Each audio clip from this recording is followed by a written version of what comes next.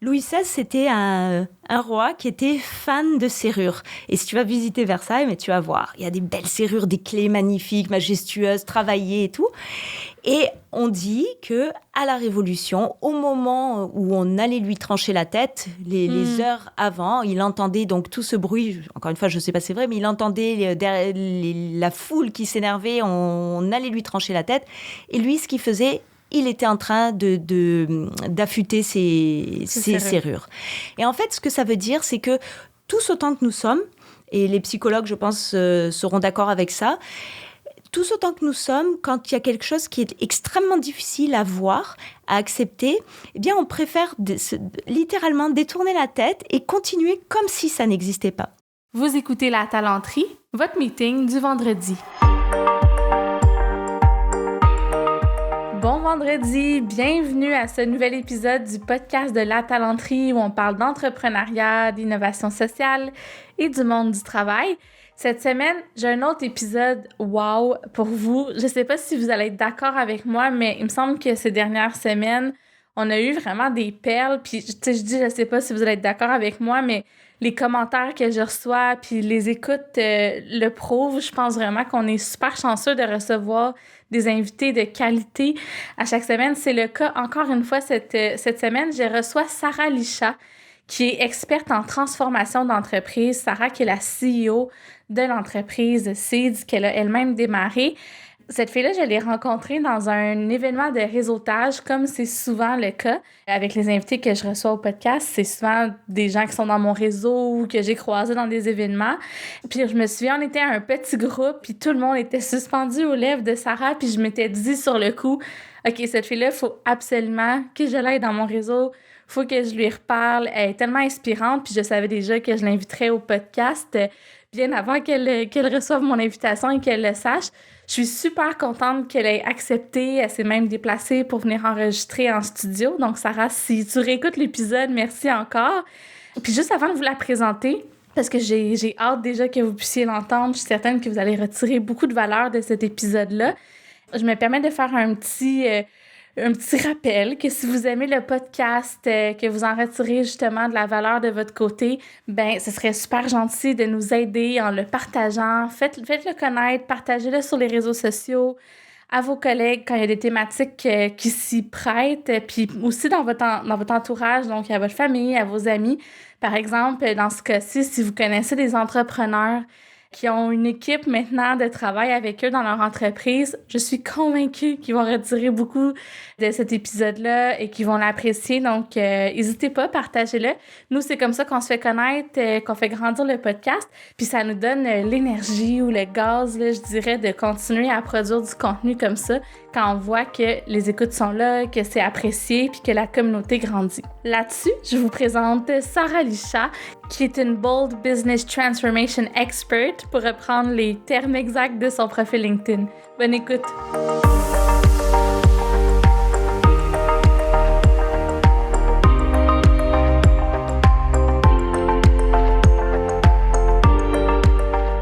Ça fait déjà 2-3 fois qu'on se parle, je pense, Sarah? Ça fait 3 fois, effectivement. 3 fois. À chaque fois, je suis vraiment mind blown par tes histoires, parce que ce que tu fais dans la vie, c'est pas des choses que nous, on voit dans le quotidien. Dans le fond, toi, ton nom complet, c'est Sarah Lichat. Tu as l'entreprise Seeds. Oui. Qu'est-ce qui t'a amené à te spécialiser en transformation? Ben, écoute, j'ai toujours travaillé dans des grandes PME et je voyais toujours des choses. J'ai un cerveau qui est très, très analytique. Okay. Donc, c'est un peu vraiment comme une grille. Je regarde, tu sais, je scanne la pièce et puis je vois comment ça fonctionne, ce qui marche pas, ça s'éclaire. Donc, c'est vraiment très, très graphique. Et du coup, je me disais, mais enfin, il suffirait qu'on modifie ça, qu'on change ça pour que le flow, pour que ça soit beaucoup plus fluide, pour que tout le monde ait plus de plaisir au travail. Et donc, pendant écoute, jusqu'en 2010 où j'ai créé ma compagnie, donc les 10 premières années, si tu veux, il y a comme une méthode qui s'est formée dans ma tête par observation. Qui transcende les RH, là, juste que ça soit clair, parce que toi, c'est la transformation de l'entreprise. De l'entreprise. Et en fait, je me disais, en regardant comment, tu sais, j'ai toujours été aux tables exécutives, j'ai eu cette chance de toujours être aux tables exécutives, et je me disais, mais enfin, tout le monde travaille en silo. Et pourtant, une entreprise, sais, c'est une entité organique. Si tu lui coupes le bras, mais ça marche pas. Oui, c'est ça, c'est Voilà, vraiment ça peut pas. Et donc, voilà. Et donc, pendant 10 ans, il y a vraiment... dans mon cerveau, il y a une méthodologie qui s'est formée. Okay. Si je touche ce pion-là, eh ben, ça affecte les ressources humaines, ça affecte les finances, ça affecte les ventes. Et donc, j'ai fait de la rétro-ingénierie, si tu veux. Okay. Je partais du problème et je me disais, mais si on fixait ça, il faudrait agir aussi sur les RH. Et si on fixe ce problème-là, ça va impacter les finances. Donc, comment je le réglerai? Et je me suis fait des scénarios comme ça pendant 10 ans. OK. Voilà, et donc en 2010, je me dis, il faut que je me lance, faut que j'essaye, et puis vaut mieux, je veux pas sur mon lit de mort avoir des regrets. Oui. Je veux me dire, ok, bah, si ça n'a pas marché, c'est pas grave, mais j'ai essayé. Et donc, je quitte mon emploi. J'avais 3 petits-enfants de 7 ans et 4 ans et 4 ans. Et j'étais mère célibataire, et j'avais un super bel emploi, j'étais exécutif. Et j'ai dit, j'y vais. Et donc, j'ai tout quitté. Et tu allais faire de la consultation au début en RH? J'ai ouvert ma petite boîte, en fait, et j'ai commencé à faire de la consultation. Et là, tu te retrouves chez toi et tu dis, bon, maintenant, quoi? Oui, c'est ça. Qu'est-ce qui se passe?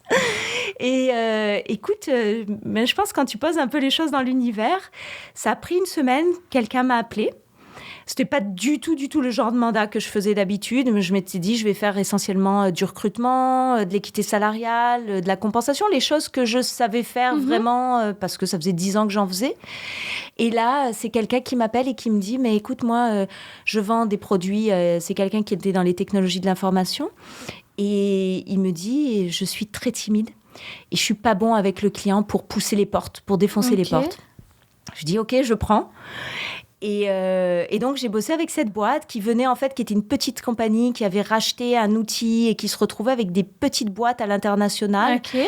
Et du coup, je commençais à faire le nettoyage chez lui. On s'est rendu compte qu'il avait acheté, toujours quand tu achètes, si tu fais pas des bons due diligence, tu te retrouves avec des trucs qui n'existent pas vraiment. Il fallait nettoyer. Okay. Puis, a commencé à lui pousser les portes. Puis là, je lui ai dit, mais tu vois, tu avais des vendeurs, tu les as payés pendant des années. Ils t'ont dit il avait un CRM. On suivait, ils t'ont dit qu'ils sont allés voir tel client, puis que le client répondait pas. Mais en fait, quand moi, j'arrivais derrière, le client disait, oui, j'ai parlé avec un tel, et puis, j'ai plus de nouvelles. Et donc, tiens, il faut qu'on mette des processus, parce que tu vois, les gens, tu les payes, et puis ils te disent qu'ils ont fait ça, et puis quand ils s'en vont, et tu te rends compte qu'il n'y a rien. Wow. Et donc, on a commencé à bâtir des choses, et puis les choses se sont enclenchées, tu sais, les unes après les autres. Et voilà, et je me suis retrouvée vraiment... j'ai jamais fait un mandat de RH pur, en réalité. Même pas? Je pensais qu'au début, tu avais quand même commencé... Même pas. Peut-être un peu de recrutement par-ci, par-là, mais j'en fais pas beaucoup. En général, le recrutement, je le fais dans le cadre d'une transformation que je fais. Mais un mandat pur de ressources humaines, écoute, je crois pas. Ou peut-être, oui, un peu d'équité salariale ou des choses comme ça. Mais c'est... Pour tes clients, des trucs de même. Voilà, c'est vraiment... On m'appelle pas pour me dire j'ai un problème d'ordre RH. En fait, j'ai un problème de fonctionnement. Et comme je pense, ça c'est vraiment ma philosophie, je pense que quel que soit le produit ou le service que tu as, c'est avant tout ton équipe, c'est tes humains en fait. Hein. Peu importe la qualité de ton produit, c'est tes humains. Donc, tout le travail qu'on fait, ça se bâtit toujours autour de RH. Mais pour moi, RH, il est au cœur de l'entreprise. C'est le squelette. Ouais. Et tous les autres, tu vois, comme un sapin de Noël. Et puis, tous les autres... Donc, RH, c'est le sapin de Noël. Et puis, sur les branches, tu as tous les autres départements. OK. Voilà. Intéressant. Puis quand les clients t'appellent, là, parce que tu me dis aussi qu'on a jasé un peu avant quand même, tu me disais, ils n'appellent jamais comme quand c'est le temps de juste revoir les choses. Il faut toujours qu'ils soient comme acculés au pied du mur. Puis là, ils se rendent compte qu'il faut que ça change profondément. Puis c'est là que toi, t'arrives... Oui, en fait le meilleur moment pour transformer son entreprise ou pour l'optimiser, c'est justement quand tout va bien. Quand tout va bien, quand tu as fait une belle année, quand tu as fait une phase de croissance, là, normalement, tu fais une pause.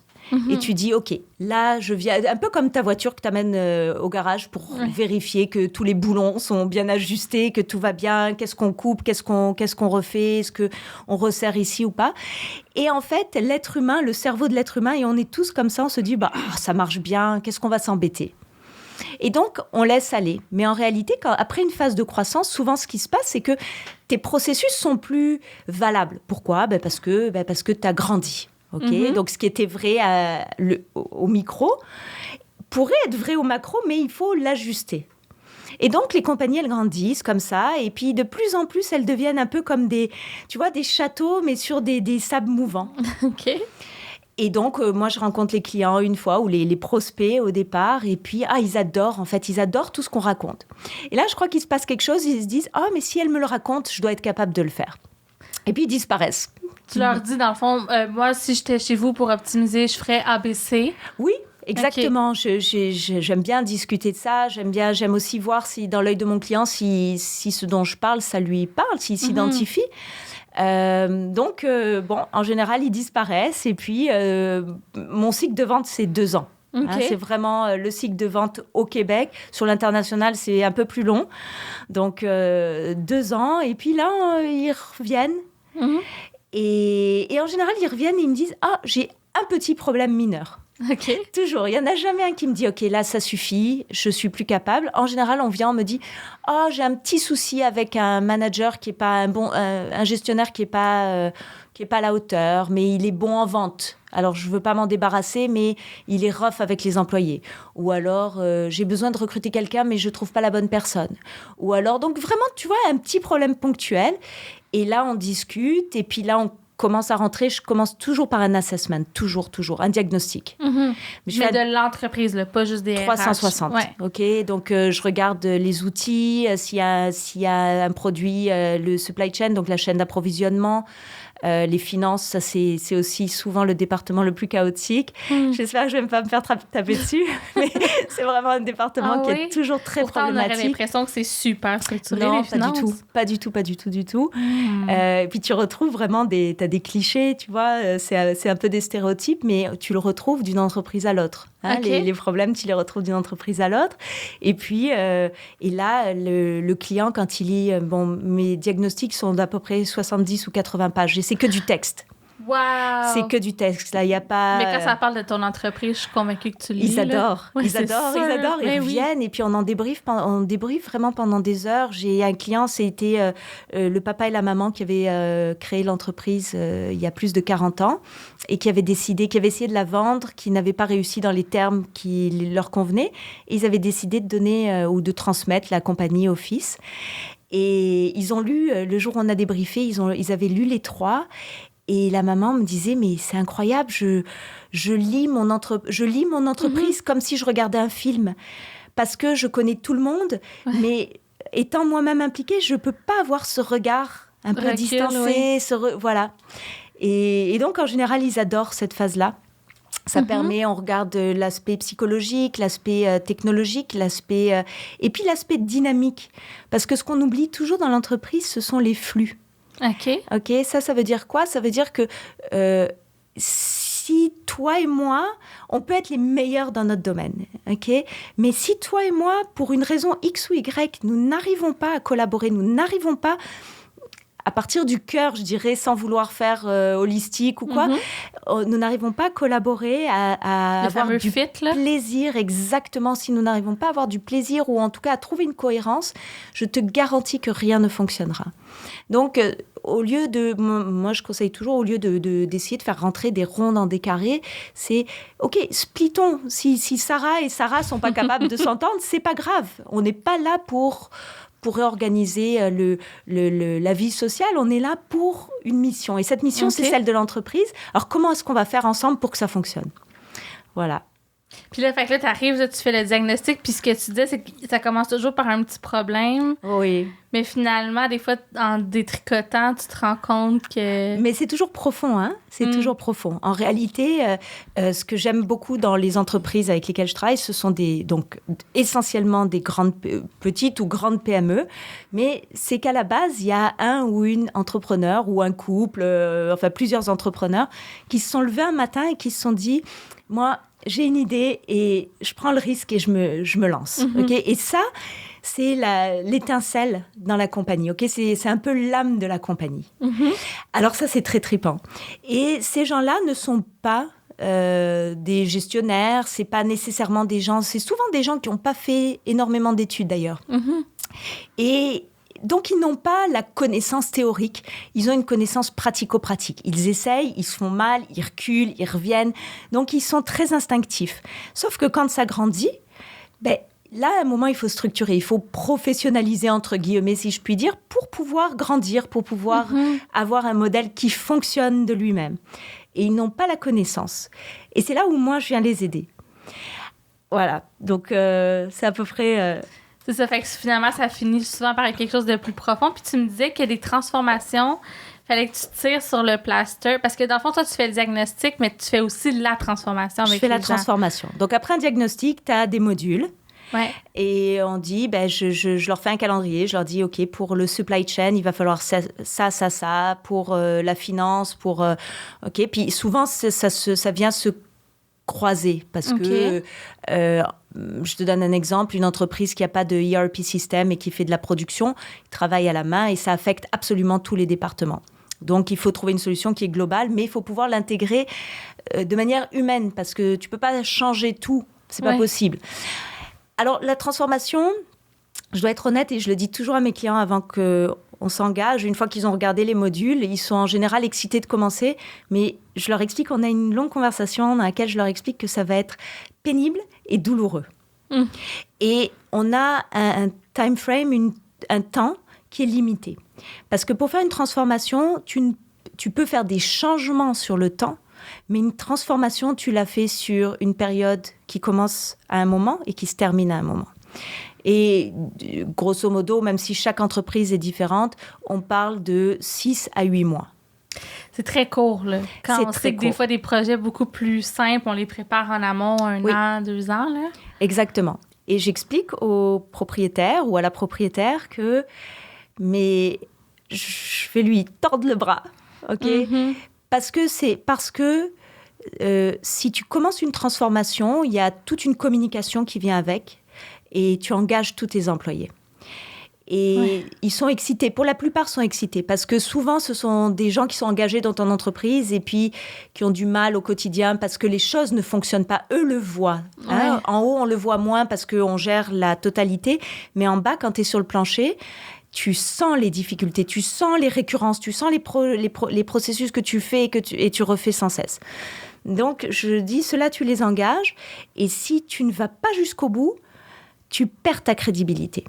Et quand tu perds ta crédibilité, tes employés ne pourront plus te respecter. Donc, cet engagement, tu n'auras pas une deuxième chance de la faire. Donc, pendant 6 mois, 8 mois, toi et moi, on va travailler ensemble. Ça va être intense. Il y a des moments où on va se disputer. On se dispute des fois, mais c'est bien. Tu te disputes avec tes clients? Oui, parce que ça vient chercher beaucoup d'émotions. Okay. Hein, quand tu dis à quelqu'un qui a une entreprise depuis 40 ans et qui fait des millions et tu lui dis mais non, c'est pas comme ça qu'il faut faire, ça vient blesser. Et à juste titre, tu sais qui tu es toi pour me dire. Moi, la seule chose, ma valeur ajoutée, c'est celle de te faire transformer. Je sais pas faire ton produit, je n'ai pas la connaissance que tu as dans ton domaine, mais la transformation, je suis l'experte et je vais t'amener là. Alors, on se dispute comme ça, OK? C'est gentil, mais c'est vraiment intense parce que ça vient chercher vraiment de l'émotion. Mais après, la transformation est faite et ils ne reconnaissent plus leur entreprise. Voilà. Et la dernière partie qui est la plus longue, mais ça, ce n'est pas moi qui l'a fait, c'est eux, c'est la phase de stabilisation. Puis tu me disais que tu ne disparais pas non plus, là, tu restes en soutien. Complètement. Mais plus effacé. Dans la transformation, je forme un watchdog. Okay, j'appelle ça le watchdog, qui est vraiment la personne qui va s'assurer que les processus sont... Et qui comprend la méthodologie, parce que plus l'entreprise grandit, plus qu'elle doit aussi s'ajuster. Tu vois, c'est pas une chose que tu fais une fois, donc il faut transmettre la méthode, en fait. Oui, pour que ça continue à évoluer. Exactement. Veux-tu nous donner un exemple concret d'une situation qui t'est arrivée? Là? La personne est venue avec, sans nécessairement nommer d'entreprise, là, la personne est venue avec quel besoin, puis qu'est-ce qui s'est passé en arrière par la suite? Écoute, j'ai un client qui est venu nous chercher il y a quelques années, qui avait décidé qu'il voulait vendre. OK. En fait, qui voulait croître pour pouvoir vendre. Donc, faire un growth, ça s'appelle, pour pouvoir, après, flipper la compagnie. Donc, c'était une compagnie qui faisait... je ne sais pas si je peux nommer les chiffres, je nomme pas la compagnie. Donc, c'est une compagnie qui faisait 25 millions de revenus. Et au départ, ils m'appellent pour... ils n'avaient jamais eu de département de ressources humaines. Okay. Wow, ils avaient 25 millions de revenus? Ouais. Okay. Souvent, c'est souvent, en général, on vient me chercher à 40 millions. Je vois, là, il faudrait avoir un département de ressources humaines. OK. Donc, il n'y avait pas eu de ressources humaines. Donc, je leur dis, dans 3 mois, je vais vous bâtir un département qui va consister en ça. Et ce projet-là est devenu... Donc, le département s'est fait. Ce projet-là est devenu la restructuration. En fait, on s'est dit, maintenant, on veut grandir. Il est temps d'aller à l'étranger. Donc, il va falloir ouvrir les chaînes, il va falloir ouvrir les pays parce qu'on produisait en Chine. C'était des produits, on produisait en Chine. Mais là, jusqu'à date, on faisait venir les produits au Canada. Du Canada, on les envoyait aux États-Unis. Mais là, on avait décidé d'ouvrir des boutiques aux États-Unis. Donc, il n'y avait plus d'intérêt de passer par le Canada parce que tu as des frais de dédouanement d'un côté, puis de l'autre, et les frais de transport sont doublés. Et puis, on s'est dit, tiens, pourquoi pas l'Europe ? Donc, il a fallu aller en Chine. Il a fallu bâtir il y avait un petit bureau, mais là, c'était plus le même bureau. Puis, il a fallu créer comment on appelle ça, une station de drop-in shipment, ok, parce que il fallait que tu puisses envoyer tu peux pas ramener tes goods ici et puis les laisser dormir dans ton entrepôt, ok, quand tu as des saisons. Pour des questions d'assurance, pour des questions de cash flow, parce que tu comprends, ça marche pas. Donc, on s'est dit, comment... Alors, il a fallu, on est allé en Chine, on a bâti la structure, l'entité de la compagnie là-bas, on a créé tout le supply chain, on a ouvert les boutiques aux États-Unis, il a fallu embaucher les gens aux États-Unis, il a fallu monter le département aux États-Unis. RH, c'est pas les mêmes... non, c'est pas les mêmes conditions. Exactement. Et tout a grandi. On a mis 18 mois, ça a été un de mes plus longs contrats. OK. On a fait rentrer... C'est plus juste faire un département, là? Non, exactement, mais tu touches absolument à tout. Le département des finances, il change. Dès que tu pars à l'international, ton département des finances change. Oui, c'est sûr. Tu vois, ta logistique, elle change. C'est plus la même chose. Quand tu fais venir les produits seulement de Chine jusqu'au Canada, c'est seulement toujours les mêmes formulaires. Mais là, quand tu exportes, quand tu amènes de Chine jusqu'à là-bas... Donc, tout a été refait et la compagnie a été vendue, un pourcentage de la compagnie à 7 fois plus. Wow. Voilà. Donc, on a fait une croissance incroyable dans cette compagnie. Je comprends. Là, si en plus, tu as commencé de ici, puis la Chine, c'était plus pour faire les produits, puis après, c'est devenu une entreprise internationale. Et complètement. Mais tu vois, ça, c'était un client qui était extrêmement résilient. Ça, c'était un contrat qui était difficile dans toute la tonne de travail tu sais, qu'il y avait à faire, mais un client résilient on s'asseyait, on brainstormait, on se disputait, et puis on prenait une décision et on allait. Okay. La plupart des clients, c'est pas ça. OK. La plupart des clients veulent transformer, mais arriver face à la transformation, ils commencent à avoir peur. Ils choquent. Ah ouais. Okay? Parce que la transformation, tu as l'impression de perdre, entre guillemets, ta compagnie. Qu'est-ce que j'entends par perdre? C'est que souvent, et là, les entrepreneurs, s'ils écoutent, ils vont savoir, c'est que une petite entreprise, quand tu es le propriétaire, tu connais absolument tout. Et tu es en charge de tout. Et donc, chaque matin, tu viens et tu te mêles un petit peu de tout. Tiens, Sarah, qu'est-ce que tu as fait? Où t'en es avec tel projet? Montre-moi et tout. Sauf que quand tu professionnalises, mais je vais payer une Sarah pour qu'elle soit en charge de ça. Et maintenant, Sarah, elle va rapporter une fois par semaine. Ou, tu comprends, il y a une organisation. Et ils ont l'impression de perdre le contrôle. Et en réalité, donc, même si les chiffres augmentent, même si vraiment parce qu'on met en place toujours des KPI tangibles, quantitatifs, tu sais, plus que qualitatifs. Mais en réalité, les gens ont l'impression de perdre leur entreprise. Parce qu'il y a un recul qui se crée, dans le fond. Il y a un recul qui se crée. Voilà. Puis tu me racontais aussi que des fois, quand ça va vraiment mal, puis là, tu me parlais de ton syndrome de Louis XVI. Peux-tu en parler un peu? Ça, c'est différent. Il y a des entreprises dans lesquelles qui m'appellent, enfin qui nous appellent. On est une petite entreprise, on est 7 maintenant, hein, 7 employés, donc on est un peu plus gros, mais donc je dis c'est moi, mais on est plusieurs quand même sur le mandat. Alors, j'ai eu quelques entreprises qui m'ont appelé pour des turnarounds. Alors, des turnarounds, ce sont des entreprises qui sentent qu'elles vont très mal.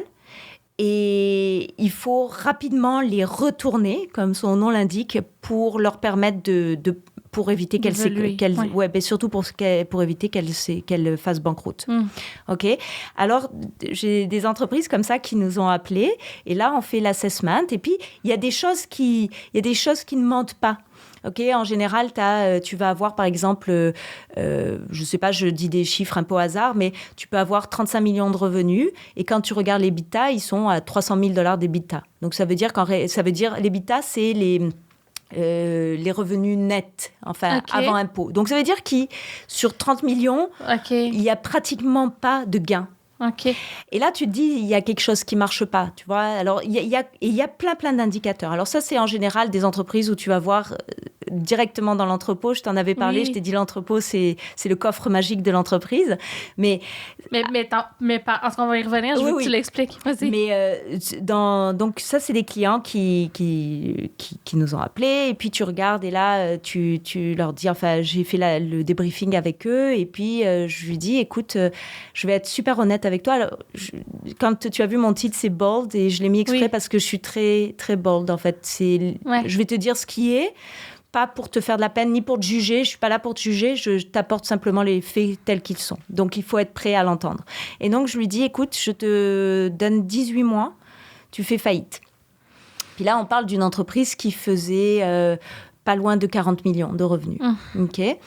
Et évidemment, il le prend mal. Il me dit, oui, d'accord, merci. Voilà, je ne veux pas continuer, tu sais. Et il a mis 16 mois après, il a déposé le bilan. De faillite. Ouais. Ouais, en laissant une sacrée ardoise derrière lui et tout.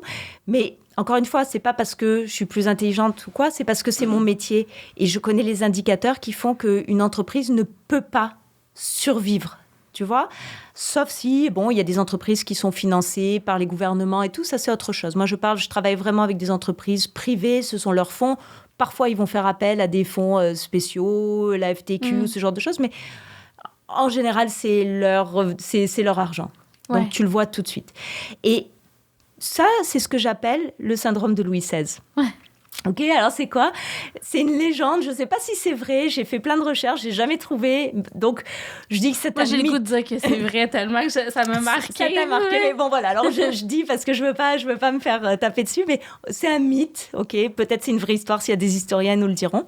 Donc, Louis XVI, c'était un roi qui était fan de serrures. Et si tu vas visiter Versailles, mais tu vas voir, il y a des belles serrures, des clés magnifiques, majestueuses, travaillées et tout. Et on dit que à la Révolution, au moment où on allait lui trancher la tête, les heures avant, il entendait donc tout ce bruit. Encore une fois, je ne sais pas si c'est vrai, mais il entendait la foule qui s'énervait. On allait lui trancher la tête. Et lui, ce qu'il faisait, il était en train d'affûter ses serrures. Et en fait, ce que ça veut dire, c'est que tous autant que nous sommes, et les psychologues, je pense, seront d'accord avec ça, tous autant que nous sommes, quand il y a quelque chose qui est extrêmement difficile à voir, à accepter, eh bien, on préfère littéralement détourner la tête et continuer comme si ça n'existait pas. Okay ? Et je le vois chez les entrepreneurs constamment. Alors là, j'ai eu 2 cas comme ça, vraiment quasi les mêmes, où les 2 entreprises ont fait faillite dans le temps imparti que je leur avais laissé. Mais je le vois aussi dans les entreprises sur des choses plus petites, tu vois.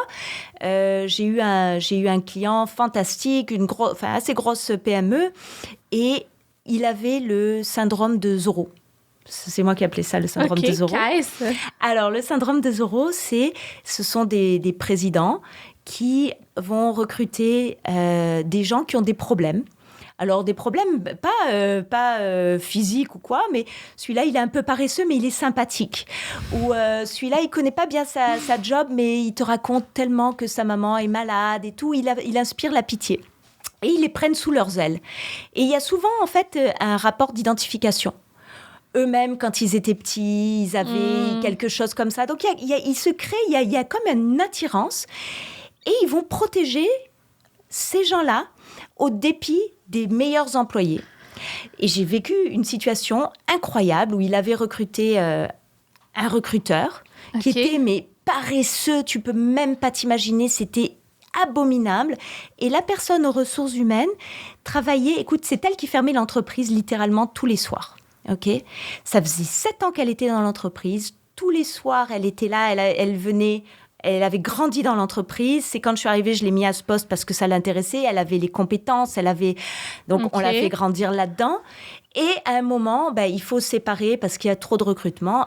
Elle recrute et lui, il se dit non, moi je ne vais pas commencer à faire les tâches administratives. C'est à elle de m'écrire les descriptions de poste. C'est à elle de les poster.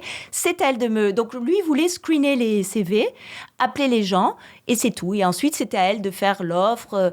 Mais écoute, c'est pas possible. Oui, exactement. C'est pas ta secrétaire, tu vois. Ouais. Et il avait réussi à... Il avait fait pitié au patron. Il allait fumer avec lui. Ils avaient leur petite... Et donc, il y avait des histoires dans l'entreprise constamment contre celle qui prenait tout, c'était la RH. Ah, mais oui, tu n'as pas voulu lui faire ça. Mais oui, mais j'étais en train de... Oh oui, mais tu dois aider tes collègues, ça fait pas longtemps qu'il est là. Et donc, ils sont prêts à détruire l'entreprise, en fait, parce que voilà, ça crée des situations. C'est elle, après c'est un autre, tu sais, ça va continuer. Mais bien sûr, ça continue. Et puis, c'est symptomatique. Mais quand tu fais ça ici, il le faisait ailleurs. Il s'en rendait pas compte. Lui s'identifiait quelque part. En réalité, il venait sauver quelqu'un en qui il avait vu une faiblesse. Mm-hmm. Je ne sais pas pourquoi cette faiblesse. Un potentiel. Mais non, c'est surtout parce que vraiment, c'était une faiblesse. Il lui faisait de la peine. J'ai eu des tonnes et des tonnes de discussions. Il lui faisait de la peine parce qu'il l'essayait. Il faisait de son mieux. Oui, mais c'est pas grave d'essayer de faire de son mieux. À un moment, il faut que tu livres. Ouais. Parce que faire de ton mieux, c'est aux dépens de ceux qui livrent. Tu vois ? Ouais. Voilà. Donc ça, c'est le syndrome de Zorro. Wow, c'est intéressant. Voilà. Puis on a tous connu des entreprises ou des équipes où il y avait clairement un employé toxique qui restait. Puis là, tu comprends jamais comment ça se fait. Puis peu importe qui part, qui est plus capable, cette personne-là semble survivre. Elle survit, mais alors, tu sais, j'ai écrit un livre que j'ai pas encore publié. Là, j'essaye de l'envoyer, mais j'ai fini au moment du Covid. Mais il y a dedans tout. Alors, j'ai aussi, t'as le syndrome de Zorro, mais tu as aussi le syndrome de la fraude.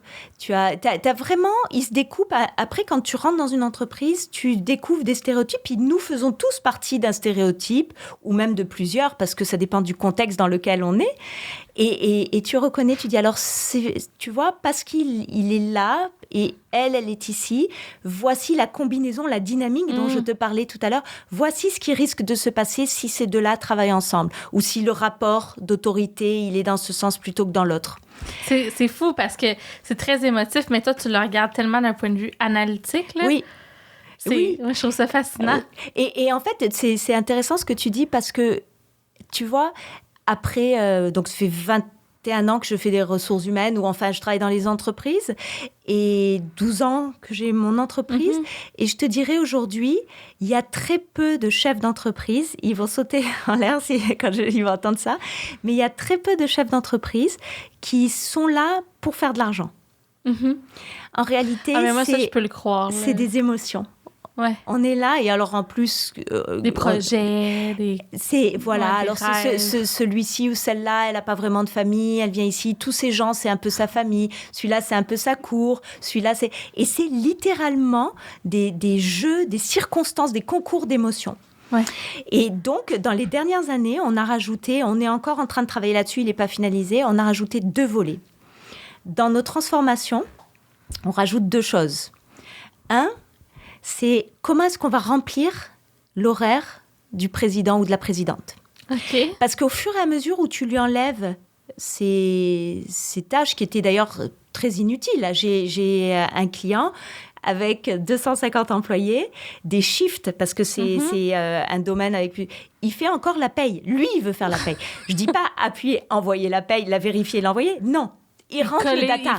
Wow. Il rentre le data parce qu'il y a une espèce d'angoisse que si c'est pas lui qui le fait, ça sera pas bien fait. Mal fait. Ouais. Exactement. Sauf que tu comprends, tout ce temps qui passe là, c'est autant de temps qu'il passe à ne pas faire grandir son entreprise. Mais moi, j'avoue que je trouve ça sympathique parce que je me dis, le gars, il veut tellement être sûr que ses employés sont bien payés. Ben, après, ça fait pas de sens. Non, mais tu as raison.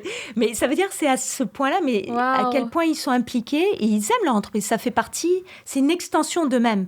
Hein? Et c'est pour ça que j'aime travailler avec ces gens-là.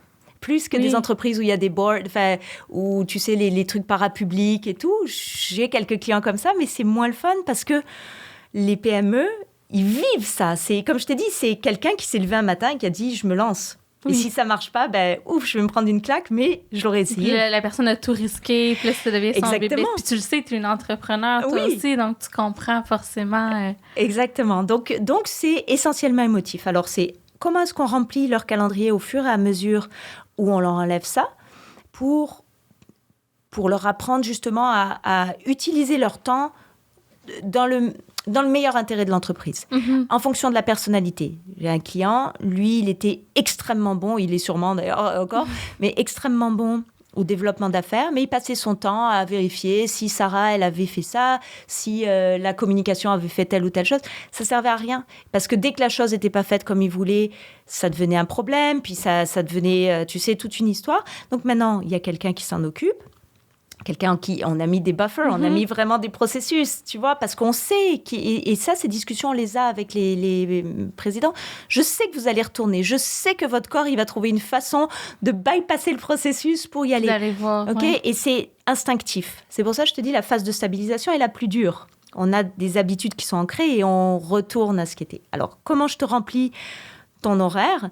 Ça, c'est capital. Et l'autre chose, c'est comment est-ce qu'on arrive à faire comprendre aux gens, et ça, je n'ai pas encore tout à fait la réponse en toute honnêteté, comment est-ce qu'on arrive à faire comprendre aux gens que leur réaction est émotive et non pas rationnelle et dans le meilleur intérêt de l'entreprise.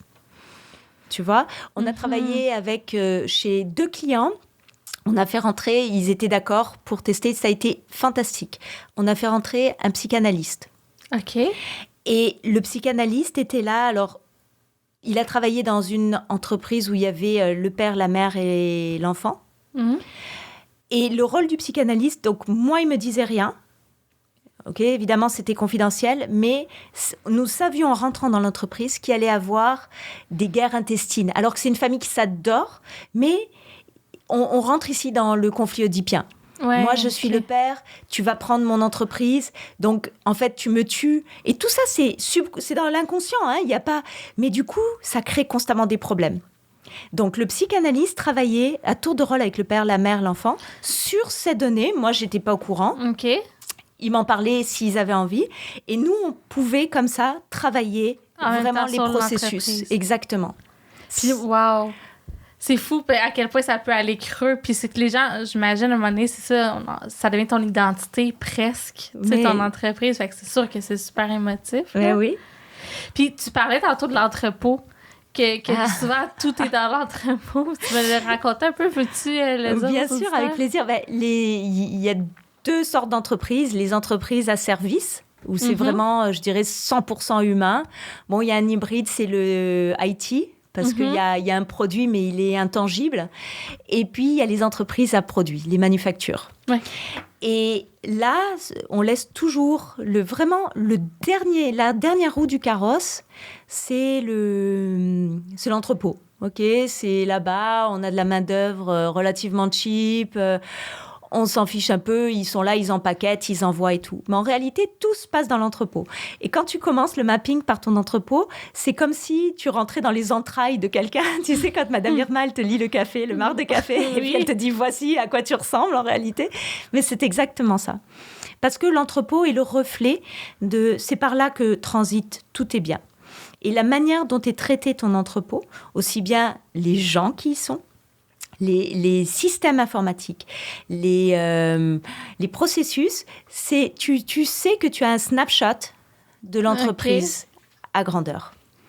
On a vu des trucs, moi je regarde les entrepôts et je trouve des histoires d'horreur. Donc, je t'en avais raconté plusieurs, mais je vais en raconter une parce que celle-ci, on la retrouve souvent. Dans chaque entreprise, à chaque niveau, tu sais, tout à l'heure, je te parlais de transdépartement. Entre les départements, il faut toujours qu'il y ait un check and balance. Ouais. OK? Et ça, la plupart des entreprises oublient, ne serait-ce qu'entre la paye et finance, où la paye et celui qui pousse le bouton et celui qui fait la paye. En général, il n'y a même pas de check and balance. Ouais, alors, tu me disais que ça balance jamais, les trucs pratiquement. Deux choses. En fait, normalement, si moi, je peux rentrer les données, il faudrait qu'il y ait quelqu'un complètement différent, qui soit même pas mon patron ni mon département, qui regarde et qui vérifie ta paye non pas par les entrées linéaires. Tiens, Sarah, elle a gagné 2 $ aujourd'hui, Michel, il a gagné 3 $, il a pris 2 jours de vacances. Il faut qu'on fasse ça par rapport d'exception. C'est-à-dire, la paye d'avant, j'ai sorti 50 000 $. Cette nouvelle paye, c'est 47 000 $. Et quelles sont les exceptions? Qui est-ce qui est rentré et sorti dans le système entre telle paye et telle paye? Si tu ne travailles pas comme ça et que ça balance, je peux faire n'importe quoi. Okay? Je vais te dire, j'ai un client qui a eu 1 million qui a été prélevé sur 7 ans de sa paye, qui a été détourné. 1 million. 1 million. Il était en cours, je sais pas où ça en est son histoire. Et en fait, la personne à la paye, simplement, elle faisait 2 choses. Tu sais, ta paye, c'est 2310,85. Okay? Ouais. Donc, le point 85, il était tout le temps flippé. Le virgule quelque chose était tout le temps flippé dans un autre compte qui était un compte à cette personne. Et puis, les vacances, tu sais, les 2 semaines de congé et tout, elle changeait, quand la personne quittait ou quoi, elle changeait le ROI et puis elle récupérait le lump sum, comment on appelle ça, le préavis. Ouais. Attends, le 4%, là? Le 4%. Et la personne... Dans son compte à elle. Dans son compte à elle. Et la personne ne partait jamais en vacances. Mais elle ne va pas se faire vérifier. Ben oui, parce que son poste était... Donc, quand elle partait en vacances, elle partait 1 semaine. Puis, elle revenait pour faire sa paye. Et au bout de 7 ans, je ne sais pas du tout, je ne me souviens plus comment il s'est rendu compte de ça, mais ils sont partis en cours. Toi, t'es arrivée à quel moment dans ce processus-là? Moi, je suis arrivée après cette histoire. Et moi, je lui ai fait rentrer un système de paye et mis en place des check and balance. Tu comprends? Ça, c'est important. Alors, pour en revenir, donc ça, c'est le système de check and balance. Mais attends, j'ai pas fini avec cette histoire-là. Est-ce que lui, il a vécu ça comment? Parce que ça faisait 7 ans qu'elle travaillait là. La fille, ça faisait... Ouais. Ah wow, il a dû se sentir trahi quand même. Ah ben oui. Puis tu le vois-tu souvent, des trucs de fraude? Oui. Très souvent. Ah, je sais, t'avais pas je te vois déçue. Ouais, mais oui. Ah, ouais. Très souvent. Moi, j'avais l'impression que c'était comme des exceptions, là, tu sais, des mauvais... Très souvent. La paye, je dirais, c'est pas tant des fraudes. La paye, j'ai vu 2 fraudes vraiment calculées, comme ça, des détournements. La paye, je vois beaucoup d'erreurs. Ouais. OK. Et souvent, en fait, là, c'est une caricature, donc je veux pas... Mais j'aime bien travailler avec la caricature parce que ça permet de visualiser ou de se faire une représentation, même si elle est exagérée. À la paye, souvent, ce qu'on a, c'est des personnes qui ont commencé avec l'entrepreneur et au tout début, et du coup, ils ont gagné leur confiance. Et cette personne, elle est montée en finance. C'est souvent ça. Hein. Tu le retrouves ou à la paye ou au directeur de finance. Mais la personne n'est pas quelqu'un qui a eu cette formation-là. Okay. Et donc, c'est une personne qui fait au mieux et elle fait sa paye de la même manière qu'elle l'avait fait il y a 25 ans. Et là, tu arrives et tu lui dis, OK, on met un système, mais du coup, il faut que tu changes. Parce que quand tu as un système, tu peux changer, tu peux rentrer tes exceptions ou tes changements, tu les mets un jour. Parce que sinon, tu sais, c'est très précis, un système informatique, si tu veux qu'il fonctionne bien. Donc, le jeudi, tu fais tous tes changements. Tu ne peux pas en faire lundi, mardi, mercredi. Il faut à un moment donné. Mais cette personne, elle n'est pas à l'aise avec ça. Ça fait 20 ans qu'elle travaille comme ça. Et donc, elle continue à faire les trucs à la main. Et là, souvent, je trouve énormément d'erreurs sur les congés statutaires. Mais quand tu as beaucoup de monde, c'est beaucoup. C'est beaucoup de sous, hein? C'est beaucoup de sous. Les vacances. Les vacances, tu sais, c'est un 0,8. Mais bon, quand je le fais à la main, je te donne 1 parce que, bon, c'est 3 $, c'est pas beaucoup. Oui, sauf que quand tu as 500 employés, ça fait beaucoup. Je trouve des erreurs régulièrement, des erreurs allant jusqu'à 5 000 $ par paye. 5 000 par paye. Donc, là, je te parle d'une entreprise de 300 employés. Donc, ça, c'est beaucoup. C'est juste sur les vacances. Wow. Tu vois? Voilà. Donc, la paye, je trouve plus des erreurs que des fraudes. Okay? L'entrepôt, je trouve beaucoup de fraude. Okay? Ah ouais? Ouais, l'entrepôt, parce que c'est très facile, l'entrepôt. L'entrepôt, c'est, là aussi, c'est souvent une question de check and balance. Normalement, un bon entrepôt, il est organisé de manière à ce qu'il se rapporte à un directeur des opérations. Peu importe le titre, mais c'est juste pour se représenter, à un directeur des opérations. Et puis, toute la partie finance, inventaire non physique, inventaire abstrait, ça se fait au niveau des finances. Et tout ce qui est opération, ça se fait inventaire physique. Mm-hmm. Et là, ce qu'on fait normalement, c'est que régulièrement, on fait un spot check. Et puis, il y a quelqu'un qui compte ou il y a une équipe qui compte une fois, 2 fois. Et là, on dit, voici aujourd'hui ce qu'on a. Donc, tu dois avoir à peu près 2%, 1,5%, 2%. 3% de produits qui sont perdus, abîmés dans un entrepôt. Okay? Et souvent, je rentre et puis on me dit « moi, mon gap, c'est 0,7%. » Okay? Alors, quand on me dit ça, je dis « là, I know, il y a un problème, c'est sûr. Okay? C'est pas possible. » OK. Alors, souvent, ce que je vois, donc le processus normal, je compte. Et puis, de l'autre côté, de la même manière que pour la paye, au niveau des finances, on dit, tiens, nous avons acheté 500 bracelets, nous en avons vendu 300, donc techniquement, il y en a 200. Et ce 200, est-ce que vous en avez compté 200 ? Donc, si j'arrive à 200, 199, OK, on est notre check inventaire balance. Mais souvent, ça va être mon VP finance ou mon VP opération qui s'occupe de tout. Donc, si tu as des gens mal intentionnés, eh bien, je te dis, Sarah, toi, tu es opération, tu vas compter dans l'entrepôt. Mm-hmm. Et puis, Michel, lui, il s'occupe des finances. Et puis, vous m'envoyez les rapports. Et puis, moi, j'ajuste. Mm. Et puis, j'ai des clients chez qui les goods, les produits passent par la fenêtre de l'entrepôt. Il y en a que tu retrouves sur Internet.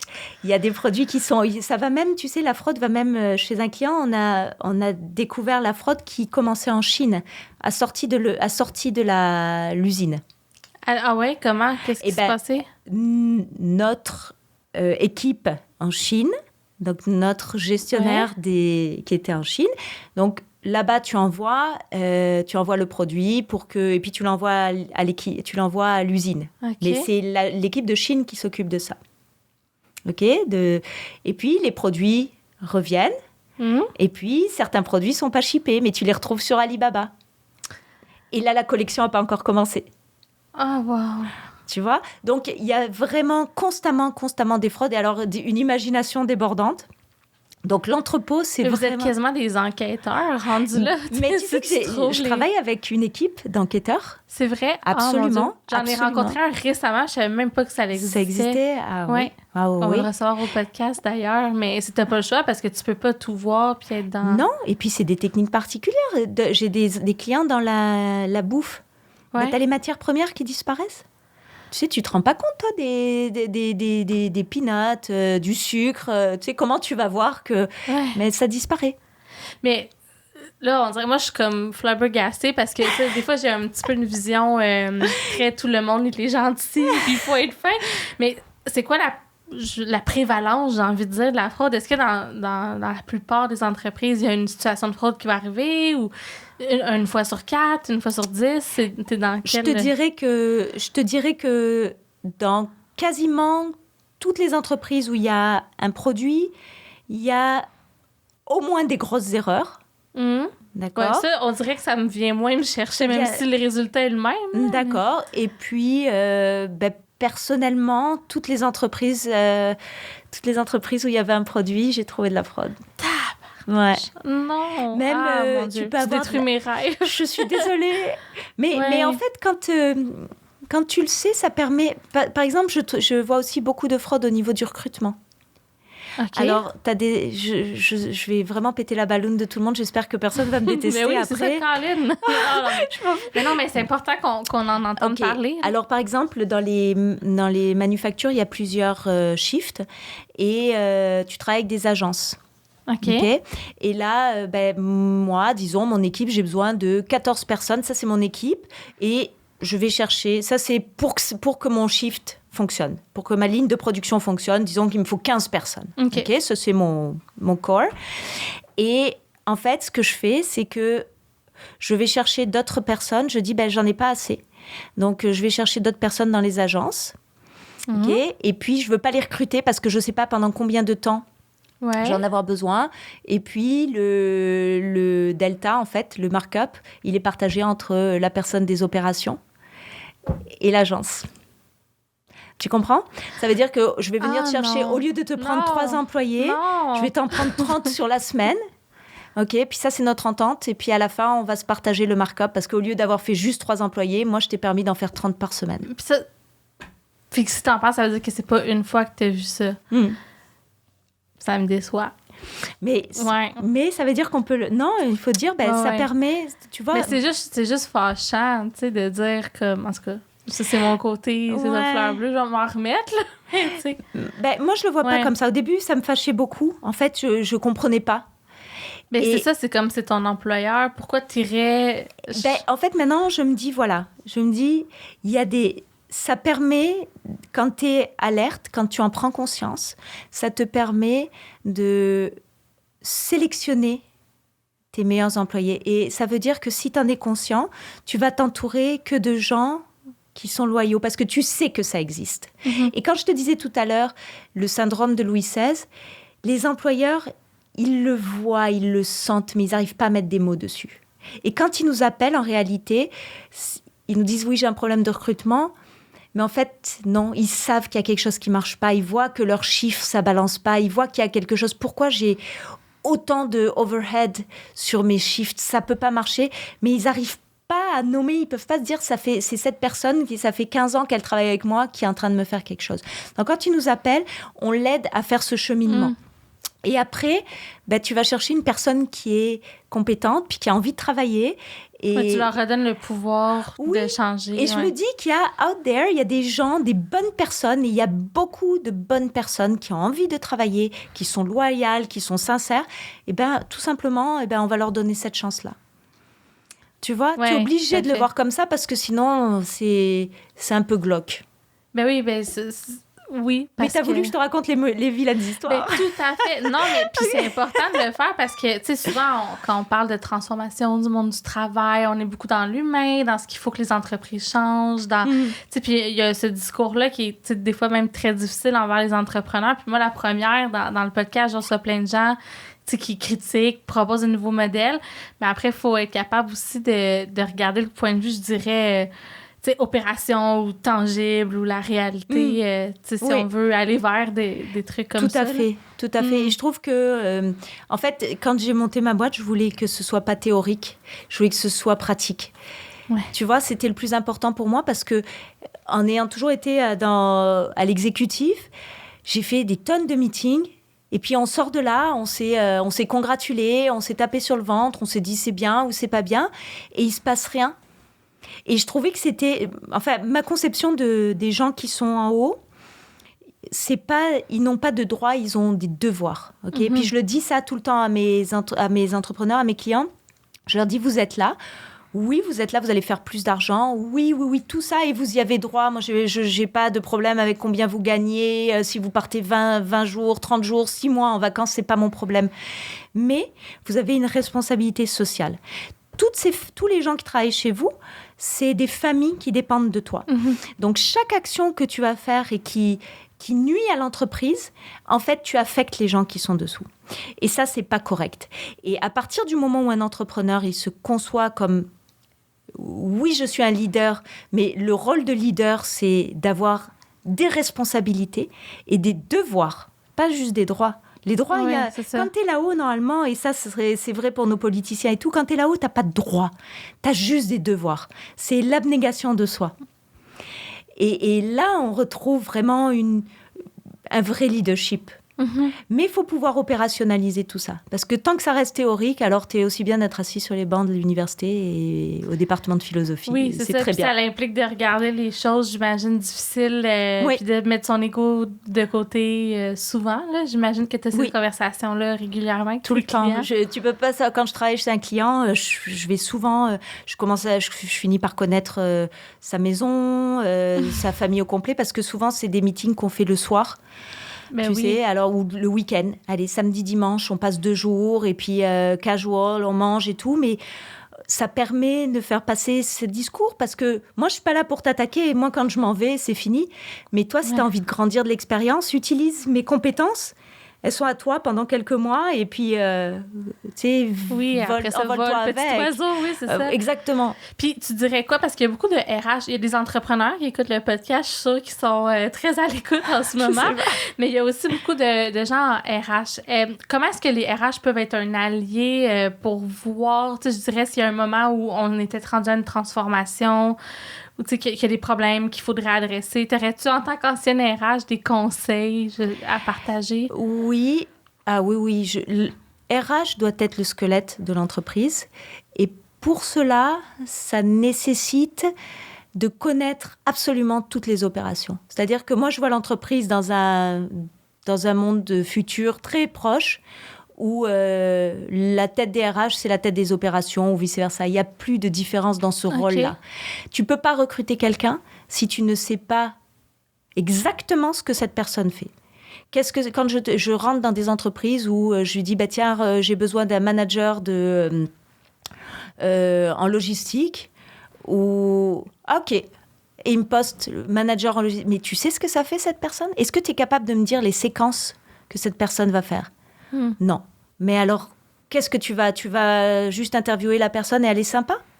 Mais j'ai pas besoin de ça. Moi, j'ai besoin... Est-ce que la personne, elle est capable de faire toutes ces séquences? Tu recrutes même des postes en finance. Ouais. OK? Ils comprennent pas la différence entre bookkeeper, directeur des opérations, CFO. Ouais. Qu'est-ce qu'il y a comme CFO? Tu as des CFO opérationnels, des CFO... Mais est-ce que tu sais ce qu'il fait le matin quand il se lève? Qu'est-ce qu'il fait? Au niveau du recrutement, je refuse que quelqu'un recrute s'il ne donne pas un échéancier d'objectifs concrets à atteindre à 3 mois, 6 mois, 1 an. C'est ce que j'appelle les scorecards, OK? À te dire au candidat qui est recruté? Tous les candidats qui sont recrutés. Dans tous les rôles? Dans tous les rôles. C'est la seule façon d'abord de s'aligner, de rester aligné sous les objectifs de l'entreprise et de pouvoir constamment engager une discussion avec les employés. Ça ne sert à rien de faire une évaluation de la performance à la fin de l'année où il n'y avait pas vraiment d'objectif. Et puis, je vais te dire... Oui, c'est ce que j'allais dire. Souvent, on le fait à travers le processus de gestion de la performance où là, on va se mettre des objectifs 3 mois, 6 mois, 1 an. Je l'ai vu comme souvent sous cette forme-là. Voilà. Disons, là. Mais en fait, c'est une discussion. Ouais. Sarah, tu rentres, tu vas être ma directrice des ressources humaines. Qu'est-ce que tu vas faire à 3 mois? Moi, d'abord, ça permet à l'employeur de savoir pourquoi il recrute. Tu sais, les employeurs ne savent pas pourquoi ils recrutent. Sarah s'en va, ils veulent remplacer Sarah. Ouais. Mais est-ce que vous avez besoin du même rôle? Est-ce qu'on ne peut pas merger de postes? Est-ce que c'est exactement le même rôle qu'on a besoin? Et puis, quand on va recruter le remplaçant de Sarah, qu'est-ce qu'il doit faire? Qu'est-ce que vous voulez qu'il fasse dans 3 mois? Eh bien, les employeurs sachent, le recruteur sache, le manager, il ne sait pas. Remplacer. Non. Qu'est-ce que tu veux qu'il fasse? Qu'est-ce que tu veux qu'il t'amène sur la table? C'est quoi ses responsabilités au-delà des tâches dans le quotidien? Bien sûr. Ouais. J'ai besoin de quelqu'un. Je te paye pour que tu m'amènes quelque chose que je ne sais pas ou je n'ai pas. Sinon, ce n'est pas la peine. Sinon, tu prends un stagiaire. Et là, c'est toi qui lui montres. Mais c'est vrai même pour ta réceptionniste. Qu'est-ce que tu veux qu'elle amène de plus à ton entreprise? Est-ce que tu as eu des plaintes des clients? Est-ce que les gens, ils en ont marre d'appeler et puis de tomber sur des répondeurs automatiques? Qu'est-ce qu'ils aimeraient avoir? Et pourquoi tu vas chercher cette personne? Qu'est-ce qu'elle va t'amener que tu n'as pas et qui va être une valeur ajoutée à ton entreprise? Et donc, ressources humaines doit être ça, si elle veut. Et en fait, c'est pas qu'elle veut, elle doit être le cœur des opérations de toute l'entreprise. Mais ça résonne beaucoup parce qu'on parle de sens au travail. Puis je me dis, oui, pour l'entreprise, tu sais, côté opérationnel, ce que tu dis, c'est sûr que ça fait plein de sens. Mais du côté des employés aussi, quand tu sais pourquoi tu es engagé, à quoi tu vas contribuer, ça va être quoi les mesures de succès? Mais bien sûr. On le voit, là, ça fait une grosse différence. Bien sûr. Tu sais, je crois que on a tout essayé. J'appelle ça dans mon livre les trucs Club Med et tout. C'est-à-dire, on va te faire des bagels le vendredi, le billard, le ping-pong. Mais tu sais, les gens sont pas bêtes. Les gens, on a tous à notre niveau une envie de sens. On a envie de se lever le matin et de se dire que voici à quoi je contribue. Sinon, il n'y a aucun intérêt à aller travailler. Okay, si je ne suis pas une valeur ajoutée, si dans mon domaine, tu es venu me chercher pour ce petit bout-là, et questionne-moi. Quand ça arrive à mon département, demande-moi. Après, tu peux me dire, écoute, tu n'avais pas toutes les informations, donc quand j'écoute ce que tu me dis, est-ce que lui, finalement, voici ce que je vais faire. Mais si tu viens pas, tu m'as recruté pour ça. Je me suis investie, j'ai de l'expertise, j'ai fait des études peut-être, ou j'ai déjà... Donc viens me challenger et je vais t'amener quelque chose. Et le soir, je vais rentrer, tu vas voir, tes employés, ils rentrent, ils ont le sourire. Ben oui. Puis je sais pas, toi, si tu ressens ça, mais je sens comme que les gens demandent plus ce genre de conditions-là, de dire, moi, tu sais, c'est... Oui, le salaire, oui, les avantages sociaux, les trucs cool, mais là, je veux, tu sais... grandir, m'épanouir, être sûr. traité en adulte, j'ai envie de dire, presque. Là. Oui, quelle est la mission que tu me donnes? En ce moment, je travaille avec une compagnie de IT, d'événementiel et tout. C'est un truc complètement flyé. C'est une compagnie incroyable. Et on a redéveloppé, rechangé tout l'écosystème de RH. Okay? Pour faire en sorte que les gens qu'on recrute, ils travaillent en mission. Ils sont en mission. D'abord, on a des employés qui sont à temps plein.